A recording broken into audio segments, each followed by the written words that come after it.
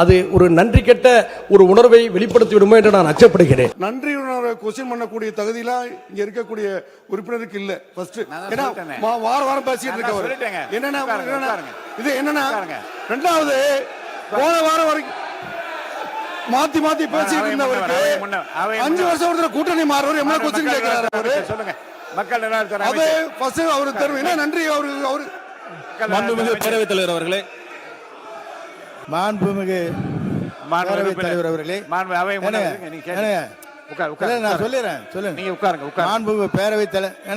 இவர்கள் என்ன முயற்சி செய்தால் அவங்க எல்லாம் சேர்ந்து திமுகவும் அதிமுகவும் சேர்ந்து ஆட்சி அமைக்க முயற்சி செய்தார்கள் என்பதை எதிர்த்து தான் வெளியே வந்தனர். இந்த வார்த்தைகளை அவர் தவிர்த்தால் இது போன்ற தேவையற்ற விவாதங்கள் இங்கே வராது. இஸ்லாமிய மக்களுக்கு பாதுகாப்பு தரேன் சொல்லக்கூடிய இஸ்லாமிய மக்களுக்கு பாதுகாப்பு தரேன் சொல்ல உட்காருங்க உட்காருங்க உட்காருங்க உட்காருங்க உட்காருங்க உட்காருங்க உட்காருங்க உட்காருங்க உட்காருங்க உட்காருங்க உட்காருங்க உட்காருங்க உட்காருங்க உட்காருங்க உட்காருங்க உட்காருங்க ஓகே உட்காருங்க உட்காருங்க. சூப்பர் சண்டே வந்தாச்சு. சூப்பர் சண்டே கிரியாசின் சூப்பர் சண்டே சேல். மாண்புமிகு தமிழ் அன்சாரி அவர்கள். மாண்புமிகு பேரவைத் தலைவர் அவர்களே, மாண்புமிகு சிறுபான்மைத்துறை அமைச்சர் அவர்கள் பல்வேறு அறிவிப்புகளை நேற்றைய தினம் அறிவித்திருக்கின்றார். நாம் அதை வரவேற்றிருக்கின்றோம், பாராட்டியிருக்கின்றோம். நான் ஏற்கனவே இந்த அவையிலே சொன்னது போல சிறுபான்மை சமுதாய மக்கள் சவலை பிள்ளைகள். யார் தங்களுக்கு ஆதரவு கொடுத்தாலும் அவர்களை கொண்டாடுவார்கள். அந்த வகையில் கடந்த காலத்தில் அதிமுக அரசும் சரி திமுக அரசும் சரி பல்வேறு நலத்திட்டங்களை அவர்கள் அறிவித்திருக்கிறார்கள். முஸ்லீம்கள் ஹஜ் யாத்திரை செல்லக்கூடிய ஒரு மிகப்பெரிய 50 கடமைகளில் ஒன்றை செய்வதற்கு வசதியாக கடந்த திமுக ஆட்சியில் 40 கோடி ரூபாய் வரை ஒதுக்கி ஒரு மிகப்பெரிய ஹஜ் இல்லம் கட்டுவதற்கு அங்கு அடிக்கல் நாட்டப்பட்டது என்பதை நான் குறிப்பிட விரும்புகின்றேன். அதற்கு முன்பாக அதிமுக ஆட்சியின் போது அந்த கோரிக்கையை நான் தான் அப்போது முன்வைத்தேன். அப்போது 15 கோடி ரூபாயை முதலமைச்சராக இருந்த அண்ணன் எடப்பாடியார் அவர்கள் ஒதுக்கியிருந்தார்கள். அந்த 15 கோடியை 40 கோடி ரூபாயை உயர்த்தியது தளபதி முத்துவேல் ஸ்டாலின் கருணாநிதி அவர்களுடைய அரசு என்பதை நான் குறிப்பிட விரும்பினேன். அது மட்டுமல்ல, மறைந்த நம்முடைய இந்திய யூனியன் முஸ்லீம் லீக் தலைவர் மரியாதைக்குரிய ஐயா காதர் மொய்தீன் சாஹிப் அவர்களை மரியாதை செலுத்தும் மரியாதைக்குரிய சொன்னேன், தவறு தான் திருத்திங்க. மரியாதைக்குரிய நம்முடைய காதர் மொய்தீன் சாஹிப் அவர்களுக்கு தகைசால் தமிழர் என்ற உயரிய விருதை அளித்து சிறப்பித்தது முந்தைய திராவிட மாடல் அரசு. நான் என்ன சொல்றேன்னா, முந்தைய அரசுகள் செய்த நல்ல விஷயங்களையும் பாராட்டணும், நீங்களும் செஞ்சிருக்கீங்க, இன்னும் இதை விட சிறப்பாக செய்யுங்க, அதை நம்ம எதிர்பார்க்கிறோம். மாறாக நாங்கள் மட்டும்தான் எல்லாம் செஞ்சிருக்கோம், மற்றவங்களாம் யாருமே எதுவுமே செய்யலை என்பது போல சொல்வது அது ஆரோக்கியமான அரசியலுக்கு உதவாது. அதே போன்று இடஒதுக்கீடு உள்ளிட்ட விவகாரங்களில் திராவிட கட்சிகள் செய்த சாதனைகளை மறக்க முடியாது. குறிப்பாக திராவிட முன்னேற்ற கழக அரசில் அந்த 3.5% இடஒதுக்கீட்டுக்கு இன்னல் வருகின்ற போது சிறப்பான அரசாணையை வெளியிட்டதும் முத்துவேல் கருணாநிதி ஸ்டாலின் அவர்களுடைய அரசு என்பதை இந்த நேரத்தில் பதிவு செய்ய கடமைப்பட்டிருக்கின்றேன். மீண்டும் நான் சொல்வது, உங்களுடைய கோரிக்கைகளை சிறுமைப்படுத்தல, வரவேற்கிறேன், பாராட்டுறேன், இன்னும் செய்யுங்கன்னு சொல்றோம். ஆனால் மற்றவர்களை தாழ்த்தி விடாதீர்கள். அது ஒரு நன்றி கெட்ட ஒரு உணர்வை வெளிப்படுத்தி விடுமோ என்று நான் அச்சப்படுகிறேன். இல்லை அவருக்கு பாருங்க, இருங்க ஒரு விஷயம், முக்கியமான விஷயம், உட்காருங்கன்ற இல்லை உங்களுக்கு அனுமதிக்கிறேன், உட்காருங்க, இருங்க இல்லை நன்றி உணர்வு என்று பற்றி நீங்கள் சொன்னீங்க. மாண்புமிகு இல்லை நன்றி உணர்வோடு இருக்கும்னு சொன்னார். மாண்புமிகு அமைச்சர் அவர்கள் யாராலே வெற்றி பெற்றோம் என்பதை நினைவு கூர்ந்து இந்த அவையிலே அதை பதிவு செய்ததே ஒரு நன்றி உணர்வுடைய அடையாளம் தானே. மாண்புமிகு சட்டத்துறை அமைச்சர் உட்காருங்க, நீங்கள் உங்களை அனுமதிக்க போகிறேன், நீங்கள் கண்டிப்பாக பேசுங்க, உட்காருங்க, கண்டிப்பாக அனுமதிப்பேன். மாண்புமிகு பேரவைத் தலைவர்களே, இந்த நன்றி கெட்ட அப்படின்ற வார்த்தையை கண்டிப்பா மிகவும் தடித்த வார்த்தையோடு இருக்காருன்னு சொல்லிட்டேன். ஏன்னா பேசுறப்ப மிகவும் தெளிவாக சொன்னார், எதனால யாருக்கெல்லாம் நன்றி சொல்லி வந்தார். ஐயா காதர் மைதீன் அவர்களும் பாத்தீங்கன்னா, நாங்கெல்லாம் கண்ணியமிகு காகிதமில்லத் அவர்களை பார்த்ததில்லை, ஆனால் நான் ஐயா காதர் மைதீன் அவர்களை நேரில் சந்தித்த பொழுது அவ்வளவு கண்ணியமாக என்ன நடந்தது என்று அவர் எல்லாத்துக்கும் சொன்னார். எதனால் அவர் கூட்டணி விட்டு வெளியே வந்தார், எதனால் இவங்கெல்லாம் சேர்ந்து திமுகவும் அதிமுகவும் சேர்ந்து பந்திப்போம் எல்லாம் சொன்னார், சொல்லிட்டு தான் வெளியே வந்தார். ஏதோ நன்றி கெட்ட தனமாகலாம் அப்படிலாம் இல்லை. இவர்கள் என்ன முயற்சி செய்தால் அவங்க எல்லாம் சேர்ந்து திமுகவும் அதிமுகவும் சேர்ந்து ஆட்சி அமைக்க முயற்சி செய்தார்கள் என்பதை எதிர்த்து தான் வெளியே வந்தனர். இந்த வார்த்தைகளை அவர் தவிர்த்தால் இது போன்ற தேவையற்ற விவாதங்கள் இங்கே வராது. அதையெல்லாம் தெளிவாக அவர் பத்திரிகையில் பேட்டியில் சொல்லிட்டு தான் வந்தார். அதனால தேவையற்ற வார்த்தைகளை தவிர்த்தாலும் இது போன்ற விவாதங்கள் வராது. தெளிவாக இந்த அவையும் தெளிவாக செல்லும் என்பதை தெரிவித்துக் கொள்கிறோம். இனி ஒரு முடிவு, இனி சம்பந்தப்பட்ட உட்காருங்க, ஒரு முடிவு சொல்லிடுறேன், உட்காருங்க உட்காருங்க. இனி மாண்புமிகு அமைச்சர் எந்த துறையை சார்ந்த அமைச்சர் பதிலளித்துக் கொண்டிருக்கிறாரோ அந்த துறை சார்ந்த அமைச்சருக்கு பதிலளிக்கிற வாய்ப்புக்கு தான் முன்னுரிமை வழங்கப்படும். அந்த வகையில் நம்முடைய மாண்புமிகு சிறுபான்மைத்துறை அமைச்சர் அவர் பேசி முடித்து விட்டார்கள். இஸ்லாமிய சமுதாயத்தைச் சேர்ந்த சட்டமன்ற உறுப்பினர் அந்த வாய்ப்பை நான் தந்து கொண்டிருக்கிறேன். முன்னாள் அமைச்சர் மெய்யநாதன் அவர்களுக்கு வாய்ப்பு தர வேண்டும் கேட்டு அவருக்கு வாய்ப்பு நான் தருகிறேன். நீங்க பேசுங்க. ஒரு உண்மை சம்பவம் சொல்ல இந்த இடத்துல பதிவு பண்ணிடுறேன்.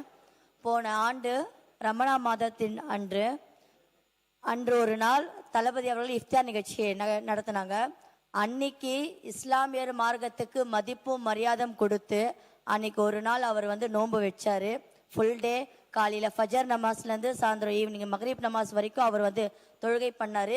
இஸ்லாமிய மார்க்கத்துக்கு ரொம்ப மதிப்பும் மரியாதையும் கொடுத்து அன்னைக்கு சும்மா ஒரு நிகழ்ச்சி பண்ணணும்னு பண்ணாமல் நோன்பு வைத்து காலையிலேருந்து எழுந்து உண்மையாக மார்க்கத்துக்கு மரியாதை கொடுத்து நோன்பு வைத்து இஸ்லாமிய மதத்துக்கு மரியாதை உணர்வுபரமாக கொடுத்தாரு.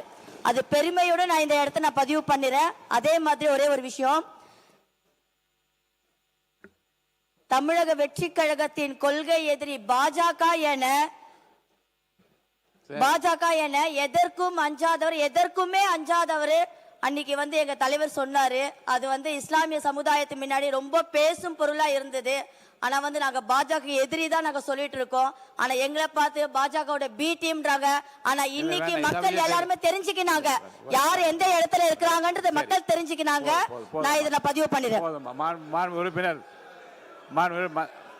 மதார் பதுருதீன் அவர்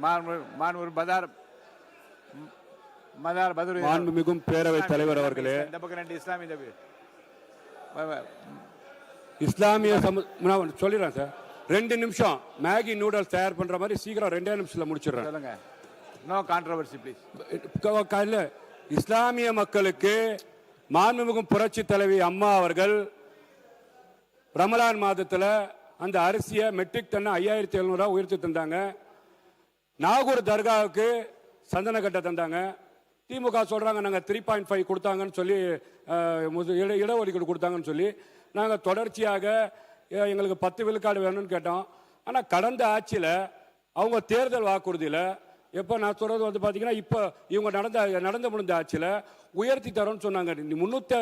3.5% கொடுத்தது தமுமுகவாக இருக்கும் போது பேராசிரியர் ஜவஹர்லால் அவர்கள் கையும் மதியாரக்கூடிய பொதுச் செயலாளர் எஸ் ஹைதரை அவர் கையில கொடுத்தாங்க, நான் ஒத்துக்கிறேன். அதுக்கப்புறமா இவங்க கொடுத்த வாக்குறுதி இஸ்லாமிய மக்களுக்கு உயர்த்தி தரோம்னு சொன்னாங்களா, கொடுத்தாங்களா இல்லையா? ஒன்னு சொன்ன இஸ்லாமிய மக்களுக்கு எல்லாம் கொடுத்தாங்க இதை மட்டும் சொல்றாங்க. தமிழ்நாட்டில் காவல்துறை இருக்கு, பாத்தீங்கன்னா இப்போ எல்லா துறையும் இருக்கு. இஸ்லாமிய மக்கள் களத்தில் நின்று இது பண்றாங்க. தமிழ்நாட்டு மக்களுக்கு ஒன்றிய அரசாங்கத்தினால எந்த ஒரு விஷயம் முடிச்சிடறேன் சார். என்ன பேசவே விடாட்டி எப்படி? நான் ஆதாரத்தோட பேசுறேன் சார், ஆதாரத்தோட பேசுறேன். உறுப்பினர் நீங்க இருங்க, நீங்க உட்காருங்க. இல்ல என்ன சொல்ல வரீங்கன்னு ஒரு வரியில பாருங்க. இஸ்லாமிய மக்களுக்கு பாதுகாப்பு தரேன்னு சொல்லக்கூடிய இஸ்லாமிய மக்களுக்கு பாதுகாப்பு தரேன்னு சொல்ல உட்காருங்க உட்கார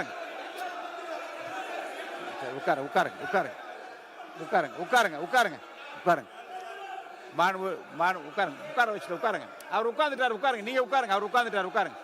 நீங்க உட்காருங்க. என்ன இல்ல நீங்க உட்காருங்க. இல்லைங்க உட்காருங்க. பாருங்க மாண்பு உறுப்பினர் தாகிர் இருங்க. அவையில் உள்ள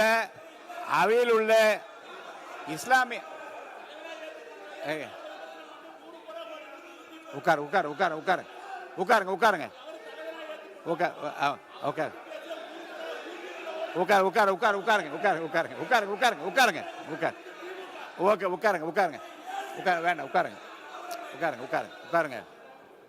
மாண்பு உறுப்பினர் இருங்க, உட்காருங்க சார். மாண்பு உறுப்பினர் தாகிரா அவர்கள் ஒரு நல்ல பதிவை சொன்னார், நான் அதை அனுமதித்தேன். இருங்க உட்காருங்க. ஒரு பெருங்க உட்காருங்க. இப்ப இருங்க தமிழகத்தை உட்காருங்க. தமிழகத்தை முன்னாலே ஆட்சி செய்தவர்கள் திராவிட முன்னேற்ற கழகமாக இருந்தாலும் சரி, அனைத்து இந்திய அண்ணா திராவிட முன்னேற்ற கழகமாக இருந்தாலும் அவர்கள் சிறுபான்மையினர் நலத்தை சார்ந்து செய்த திட்டங்களை எல்லாம் சொல்வதற்கு கூட நான் இங்கே அனுமதி அளித்தேன். இன்னொரு செய்தியை கூட அவர் சொல்லாமல் விட்டுவிட்டார்கள்.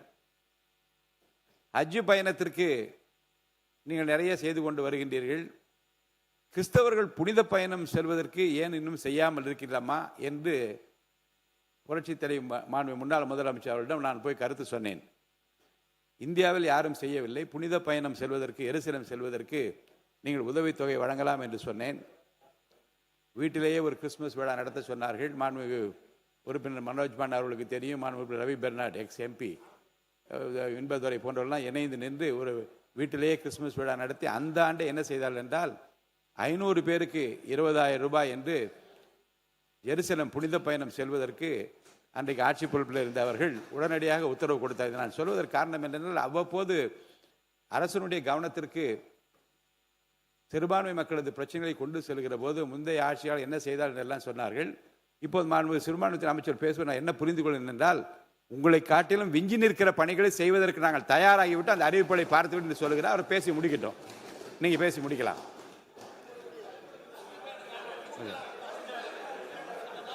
என்னது அதுதான் சொல்லிட்டீங்களே, நீங்க நிறைய சொல்வதற்கு அனுமதித்தனா இல்லை. பாருங்க, உங்கள் சார்பில் உங்கள் ஆட்சி சார்பில் செய்தெல்லாம் சொல்வதற்கு மாண்புமிகு அமைச்சர் முன்னாள் அமைச்சர் சொன்னதை அனுமதித்தேன். இந்த பக்கம் செய்த அனுமதித்தேன். இதை நீங்க இருங்க, நீங்கள் அனைவரும் செய்த திட்டங்களை எல்லாம் தாண்டி மிக சிறப்பான திட்டங்களை எல்லாம் செய்வதற்கு நாங்கள் தயாராகி கொண்டிருக்கிறோம். அதையெல்லாம் அறிவித்து விட்டேன் என்று அமைச்சர் சொல்லிவிட்டு அதோடு போதுமானது. நீங்க முடிச்சிட்டீங்க இல்லையா? ஒரு பதில் மட்டும் சொல்லி முடிச்சிருங்க. மாண்புமிகு பேரவைத் தலைவர் அவர்களே, ஏற்கனவே இருந்த எந்த ஆட்சியும் குறை சொல்லாமல் கண்ணியமான முறையில் கான்ட்ரவர்சி இல்லாம இதுவரை 20 அறிவிப்புகள் சிறுபான்மை சமுதாயம் முதல் தடவை தான் அதில் பதிவு பண்றேன். ஏன் அவங்க தானே எதிர்த்து அட்டெண்டன்ஸ் போடுறாங்கன்னு எனக்கு தெரியல. அது இல்லாம நன்றி கொஸ்டின் பண்ணக்கூடிய தகுதியெல்லாம் இங்க இருக்கக்கூடிய உறுப்பினருக்கு இல்ல. ஃபர்ஸ்ட் ஏன்னா வாரம் பேசிட்டு இருக்கவர் என்னன்னா இது என்னன்னா, ரெண்டாவது போன வாரம் வரைக்கும் மாத்தி பேசிட்டு இருந்தவருக்கு 5 வருஷம் ஒருத்தர் கூட்டணி மாறுவர் என்ன கொஸ்டின் கேட்கிறாரு அவரு. சொல்லுங்க, மக்கள் அது ஃபர்ஸ்ட் அவரு தரும். என்ன நன்றி அவரு மாண்புமிகு பேரவைத் தலைவர் அவர்களே, மாண்புமிகு நேற்று மாண்புமிகு உறுப்பினர்கள் பேசி முடித்தாகிவிட்டது. அமைச்சர் பதுவரிக்கு பிறகு மானிய கோரிக்கை குறித்து வாக்கெடுப்பு. மக்கள் நலத்துறை அமைச்சர் உட்காருங்க சார், உட்காருங்க, எடுக்கலாம். அமைச்சர் பாருங்க. மாண்புமிகு பேரவைத் தலைவர் அவர்களே, நேற்று 10க்கும் மேற்பட்ட உறுப்பினர்கள் இது குறித்து பேசியாகிவிட்டது. அந்தந்த ஆட்சியில் அவர்கள் என்ன சிறுபான்மையினருக்காக என்னென்ன செய்தார்கள் என்று சொல்லியாகிவிட்டது. இன்று அமைச்சர் பதிலுரையும் வழங்கிவிட்டார். அதற்கு பிறகு நேரடியாக வாக்கெடுப்புக்கு செல்ல வேண்டும் என்று தாழ்மையுடன் மாண்புமிகு சமூக நீதித்துறை அமைச்சர் அவர்கள் பதிலுரை. போதும், உட்காருங்க. மாண்புமிகு சமூக நீதித்துறை அமைச்சர் பதிலுரை.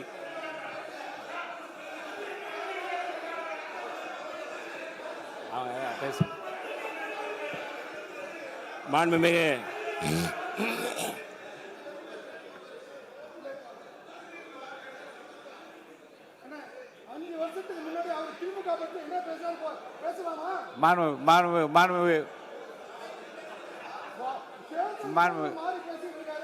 பாருங்க, நான்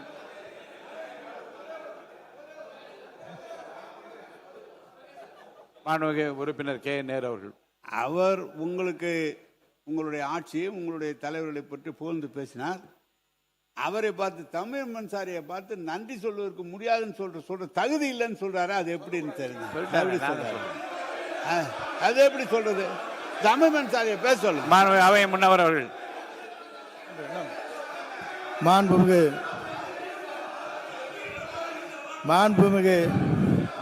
தலைவர் அவர்களே, நான் சொல்லிடுறேன், சொல்லுங்க. நீங்க உட்காருங்க. மாண்புமிகு பேரவைத் தலைவர்,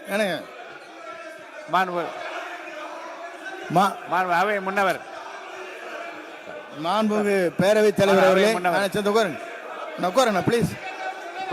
அவை நீங்க அவை முன்னவர், மாண்புமிகு பேரவைத் அவை முன்னவர் மாண்பு அவை முன்னவர் மாண்புமிகு மாண்பு அவை முன்னவர் பாருங்க.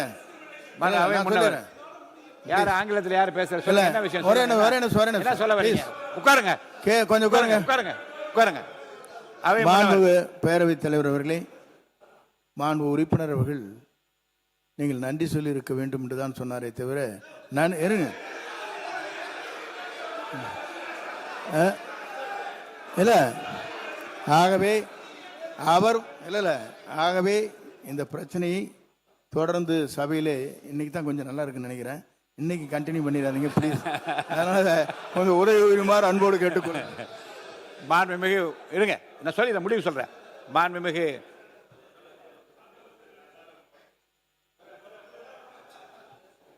மாண்பு உறுப்பினர் அவர் பேசிய உடனே நான் சொன்னேன், வேறு கட்சியில எந்த ஆளுங்கட்சி பொறுப்பில் அமைச்சராக உட்காருங்க உட்காருங்க உட்காருங்க உட்காருங்க மாண்பு உறுப்பினர் உட்காருங்க. மாண்பு உறுப்பினர் உட்கார சொல்லுங்க அவரை. அமைச்சர் நீங்க பாருங்க, நீங்க பாருங்க உட்காருங்க. மாண்பு அமைச்சர் உட்காருங்க. நீங்களும் பாருங்க, உங்க ரெண்டு பேரையும் கேட்கிறேன். இல்ல உங்க இருவரையும் நான் கேட்கிறேன், உங்க ரெண்டு பேரையுமே கேட்கிறேன். கண்ணியமிகு காயிதே மில்லத்தின் பல முறை சொல்லிவிட்டு இப்படி ரெண்டு பேரும் இப்படி பிஹேவ் பண்ணீங்கன்னா எப்படி சொல்ல முடியாது? தவறு. தயவுசெய்து உட்காருங்க உட்காருங்க. அவர் நன்றி உங்களை பத்தி நன்றி நினைவுகள் என்று சொன்னவன் என்ன சொன்னேன், அங்கே இருந்து இங்கே வந்தாலும் கூட தன்னை ஜெயிக்க வைத்த மக்களுக்கு நன்றி சொன்னாரா இல்லையா என்று நான் கேட்டேன். அதோட அந்த பிரச்சனை முடிந்து விட்டது. நீங்க திரும்ப வந்து அவரை பற்றி நீங்கள் பேசிய அந்த குறிப்பை நான் இப்போ வந்து அறைக்கு சென்ற உடனே திருப்பி நான் படித்து பார்ப்பேன். தேவையற்றதாக இருந்தால் நிச்சயமாக நீக்கி விடுவேன் என்பதை நான் உங்களுக்கு தெரிவித்துக் கொள்கிறேன். Giriaz'ın Super Sunday Sale.